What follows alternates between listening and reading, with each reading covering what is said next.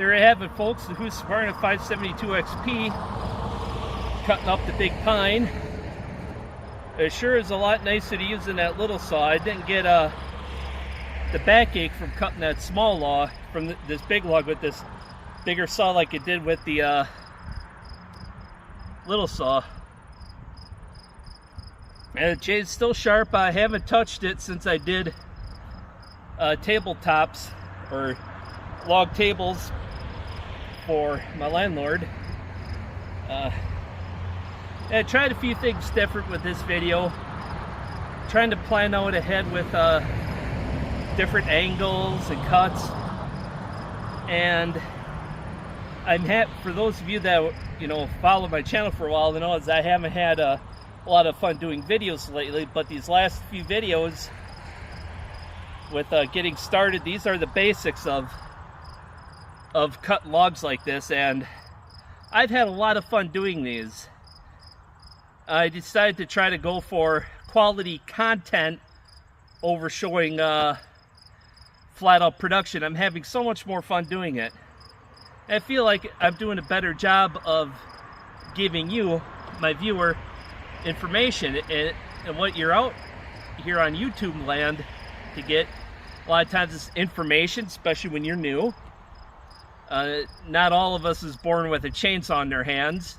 Well, some people, I swear they were born with one in their hands, but not me. I learned everything the hard way, and through hard work and experience, and then following people like Chris in the Woodyard, bucking Billy Ray a little bit. Yeah, so I got a lot of their tips shown in just this last video. Bucking Billy Ray from, well, he's doing Doug fir and all that, so he's dealing with bars like 32-inch bars and 4-foot trees. He works the backside, comes back around and finishes the cut. I learned a little bit of the wedging from him. Logger Al, I learned the tip on, he showed me how to cut stumps years ago. Cut up from underneath. To finish the cut after you roll the log like it was here, was on the dirt. There's one peat round right there. I don't know if you can see it in this camera angle. But yeah, there's a little dirt on the bottom side of this log, and heat goes to show you that my phone overheated. A friend of mine said he uses an umbrella on his tripod stand, which I'm gonna get once he sends me the link. But yeah, I got this log done up on 3/4 tank, half tank, something like that. Come over here and show you the big one. I couldn't film anything of because it was phone was cooling off. This first log here, I was done with the Neotech 5800, but this big one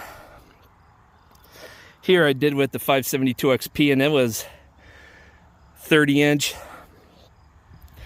Oh, that was a son of a gun to roll. I had to risk dulling the chain, which I did within the second or third to last cut. I didn't dull it before I rolled it over. I wish I could have had the footage of cutting through this big log. So you got 1, 2, 3, 4, 5, 8 rounds of boiler wood, and that would probably fill my truck up split easily. Just one log. So all this pine, I could probably fill up his dump trailer if I stacked it in there. But yeah, this is yeah, no problems with a vapor lock of the 572Xp. That's what I was trying to get at.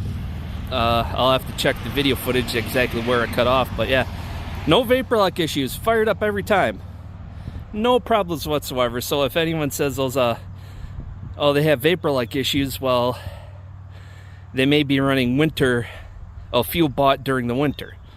So, and they use it in hot weather, well, it's gonna vapor lock, almost guaranteed to do it. Even if it's like 65, 70 degrees, it will vapor lock bad.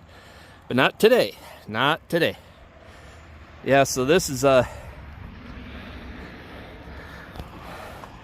give me an idea more of a scale of how big that log is. That's a 12 inch 10-inch felling wedge or something like that. Yeah, these are big logs. I had to cut through the log. I used the wedge and the cut so I could break through. I took off these two chunks, and then I could roll that piece over, you know, like halfway over, and then I could finish cutting through and rolled the various sections out, and then I finally was able to finish it. So I'm worn out, and I'm gonna be cooling off, getting ready for tomorrow, because people where I live had branches and that come down, some trees, so they're on their own for cutting it. So I'm gonna help them cut up their mess. That means I gotta sharpen my saw, especially that 572XP. That thing's duller than a popcorn fart. So yeah, that 572XP is the better choice for a job like this. Even that 50 and 100 would have been okay for this little log, but definitely not for these bigger logs. It's just was too small. Sure, he could have done it, but it would have been there all day. I've been out here for a couple hours just to do these 3 logs, mainly because nearly 3 hours now, mainly because of how much these big logs take out of you, especially when you're in my physical condition. So till next time, folks, take care, get out there, do something, have fun doing it.